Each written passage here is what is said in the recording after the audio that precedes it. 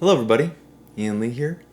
Today I'm going to be talking about the violin as a shape-based instrument. We'll dive into what I mean by that exactly in just a minute or so. At the end of the lesson, or today's video, I'll be giving you an exercise that I got from a gentleman named Paul Anastasio. Paul is originally from Seattle, and I studied with him once in his new home of Louisiana a couple years back. And his, apart from being an amazing violinist on his own, one of his kind of claims to fame, if you will, is that he had the opportunity to study with Joe Venuti for the last, I believe, few years of Joe Venuti's life. I don't know exactly how long or the details of that, but he did get to spend, I believe, quite a bit of time with Joe. And I can't remember if Paul developed this exercise on his own or it was one of Joe's, but that's just where I got it from. If you don't know who Joe Venuti is, I highly suggest you look Joe Venuti up. He is known as the grandfather of jazz violin. He is definitely one of the early pioneers and is certainly one of the big four, I've heard it put. Joe Venuti, Stefan Grappelli, Stuff Smith, Sven Asmussen, and of course there's Eddie South, Ginger Smock. There was a lot of really great ones that didn't quite make it into that big four category. So let's dive right in and take a look, shall we? Now, what do I mean by shapes? Well, my classical teacher would call these finger patterns. And they're just common ways of things that we're going to see with the way that our fingers lay out on the instrument.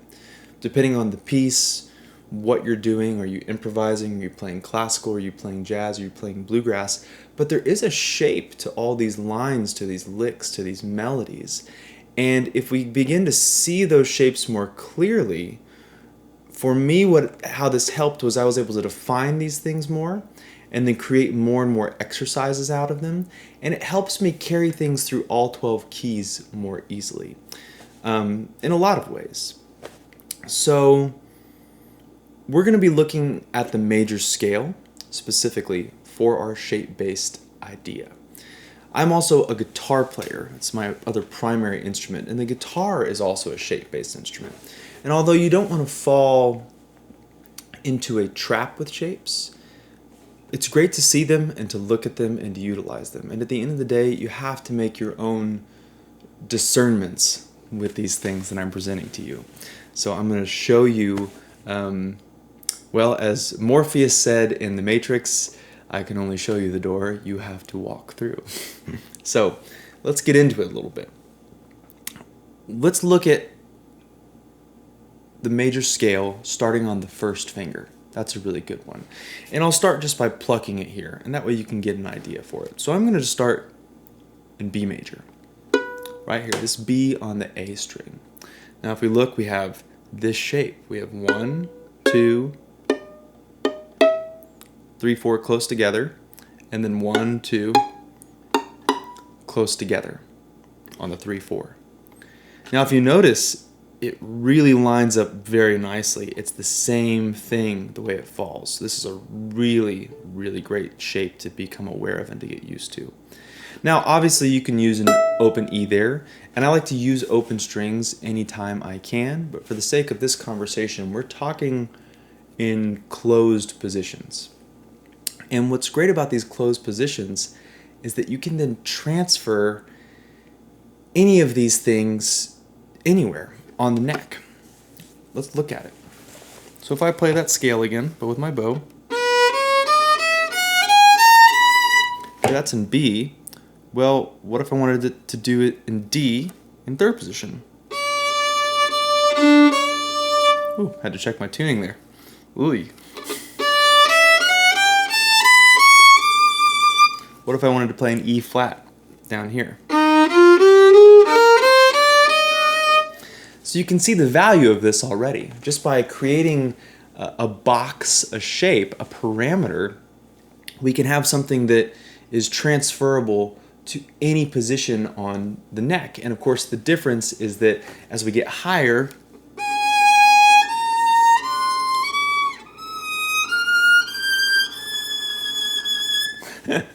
I'm not great at playing like way up there in being in tune. I just don't practice it enough. But as we get higher, it'll feel like your fingers are tighter together, but it's the same flow, right? Because the major scale is always going to be the major scale. It's always going to be whole, whole, half, whole, whole, whole, half in terms of the steps that we take between notes and the intervals that we're using, right? So let's look at this a little more, shall we? So let's say I take a line or a lick that I've learned. Let's just make up something simple for the sake of the conversation. So let's say I go. Now I went. Okay? So what I have is 1, flat 2, regular 2 or natural 2, major third, 5, 6, 5. Again, one of the cool things about thinking about the violin from this perspective is that you can attach the numbers to your fingers very quickly, and you can begin to see where all the numbers, not just 1, 2, 3, 4, 5, 6, 7 in terms of how the major scale operates, like major second, major minor third, perfect fourth, etc., or major third, I apologize. Major second, major third, perfect fourth, perfect fifth, etc., right? You can see all these, but you can see all the in-between notes.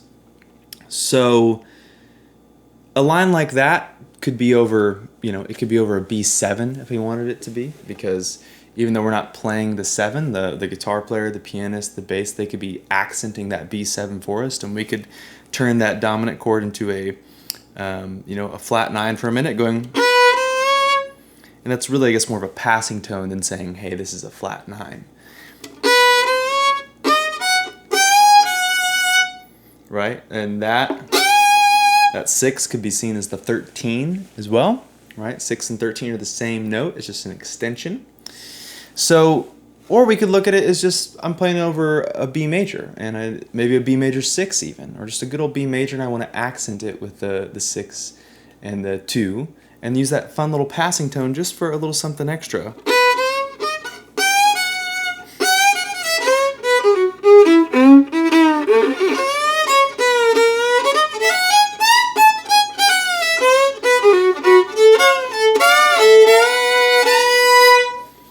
Right? So when we have these shapes, and this is inherent in learning scales, for example. When you learn scales, you want to practice them kind of as low as you can get and as far up the neck as you can get, as high in the pitch that you want to go to at least. Because depending on what you're doing, you may never need to be in 10th position, so it may not be practical for you to learn that. But what I'm trying to point out is that in your scales, in your learning of these scales, don't always get wrapped up in thinking about the key or the scale individually. Like, this is A flat melodic minor. This is E flat melodic minor. This is this melodic minor. Instead, what I can do is I can think from a pattern-based perspective, and I can use the number system to help me just determine what those sounds are in relation to the tonic of the scale that I'm using or the key that I'm in, right? So I'll play melodic minor really quick. So if I were using this shape here, melodic minor, at least the way we use it in jazz, is a minor scale with a raised 6th and 7th. So another way to look at this, like a shortcut way for me, is to say it's a major scale but with a minor third.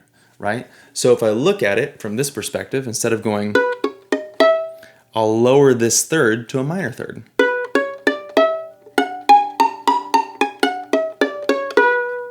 Right?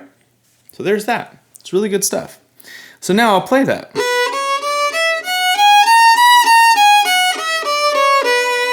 Now I could even take that lick that I made up earlier, and I could say, well, you know what? I'm going to play my minor third instead of my major third. And now I've got a lick in B melodic minor.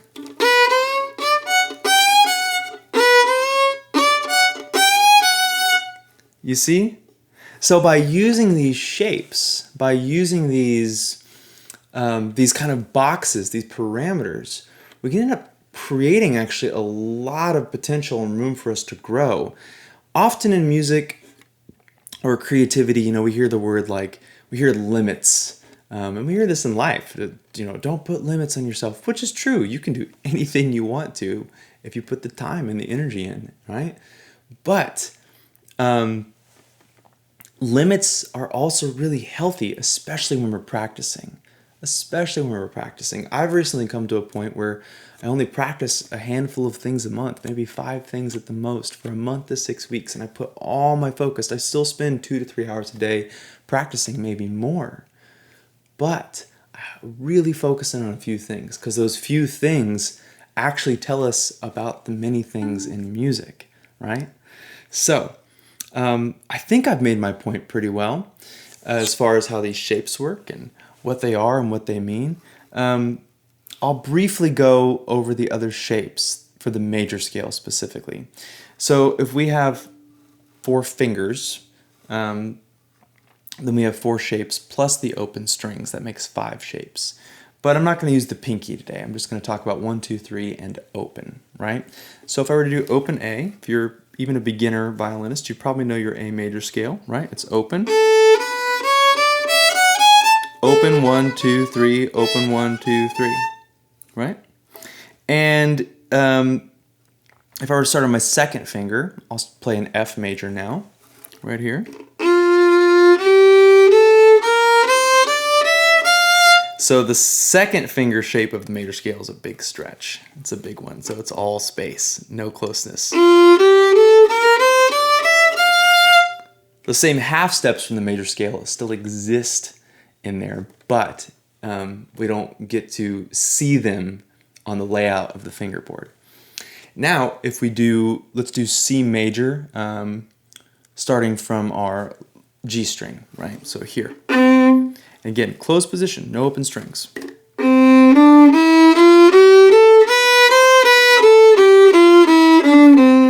So now we've got 1, 2 close together. We've got 1, 2 close together there. So to me, seeing the violin from a shape-based perspective has been incredible and so valuable. And you may not find the same value in it, or maybe you'll take something else out of it, but it really does help me a lot. Again, especially as I'm transposing licks through different keys and lines, things like that, I can know that I can create shapes from different places, right? I know that I can create, I can create, depending on how the line flows, because a line may be something really big too. It may go from the high E down to the low G, so you have to alter things accordingly. And I can get into that to another video if anybody's curious about taking lines around all 12 keys, bigger, more complex lines, and the things that I'm thinking about. So let's go into the exercise I got from Paul Anastasio. I think you'll really like it. I don't use it anymore myself. Maybe it's something I'll go back to after this video. But I probably practiced it for a good 6 months or so. And I really feel like it really locked this idea that I already had. And Paul didn't say, hey, but the violin is a shape-based instrument, or you can think about it like that. It's just that he showed me this exercise, and then it really blew some stuff open for me and really helped me to solidify my own style, my own approach. So again, I'm only going to show you from this place here, and then I'm going to give you the basic idea. I'm going to let you transpose through the other shapes, okay? So here's how it's going to work. We're going to start by playing just a good old major arpeggio. No 7s, no 6s, just 1, 3, 5, 8, 5, 3, 1. And then we're going to play through the major scale itself. And then we're going to play the chromatic scale in that shape. Okay? So let's check it out. So here it is. I'm going to play the arpeggio. Beautiful. Excellent. Now I'm going to play the major scale out of this shape.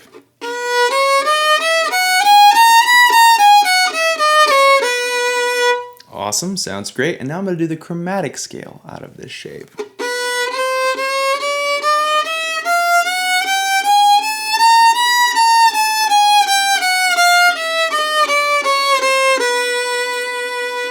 Right? Now, what Paul had me do is he would say, okay, start on B and then do the same thing but in B flat. So you go down a half step. And then what you do is you go to G and you play from the shape starting with the third finger, this one. Okay?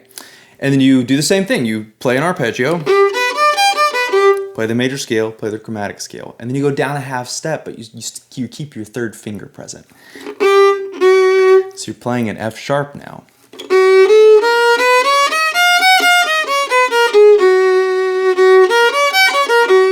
See, and especially playing in like a key like F sharp, it really keeps you straight because it's not easy to be in tune in those keys, right? We're not used to playing them as much as fiddle players, but it's really healthy. Even if you don't, there are people out there that say like, yeah, I don't even try to play an A flat. You know, I just have the band transpose it. There's fine. There's nothing wrong with that. But hey, why not throw a little challenge under your belt? Maybe you will never play an A flat. Maybe you never will play an F sharp.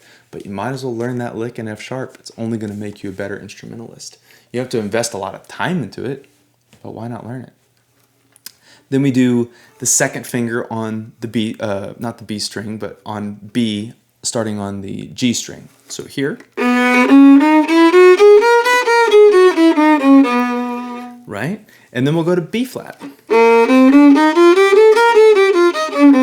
Do you see the pattern that's happening there? So you always go arpeggio, major scale, chromatic scale from whatever shape you're starting in, and you go down a half step. And then you do it again, and then you start with a new shape. And then what he would have me do is he would also have me do A on the low G string. Just because he said that this shape is so powerful and it's repeated so much on the violin that he said it's worth doing twice, which I agree with. It's a really powerful box to utilize and to look at, and it can at least help you guide you through something else if you need that. So one more time, just for the sake of it. Start here, do arpeggio, major scale. So major arpeggio, major scale, chromatic scale, half step down. Those same three things. And then we do third finger, G note on the D string, arpeggio, major scale, chromatic scale. Go down a half step, do it in F sharp. Then do it on B on the G string, then do it B flat on the G string, and then do it A, and then do A flat. And that's the exercise. It'll take you, especially once you get it up to speed, and the point isn't to go super fast by any means. It'll maybe take you 10 minutes, and then once you get up to speed, probably 5. And I would practice it with swing feel personally, straight and swing feel, but doing instead of straight eighths, which would be like 1 and 2 and, like 1 and 2, versus threw a little slide in there just for fun.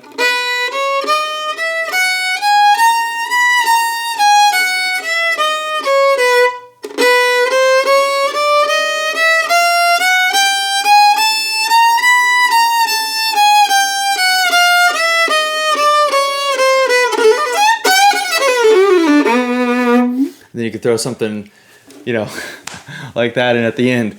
All right, ladies and gentlemen, I really hope this is helpful to you. If you have any questions, please leave it in the comment section below. I'd be happy to answer. My Instagram is Ian Lee Music if you want to follow me there. And that's also another place you could reach out to me, ask me some questions. I could always make an Instagram story or another video, something more quick if it's a little more specific, or we could set up a lesson, whatever works for you. Don't forget to like and subscribe, share, do all those wonderful things that we YouTubers ask you to do, and have an excellent day. And hey man, happy shedding. Thank you.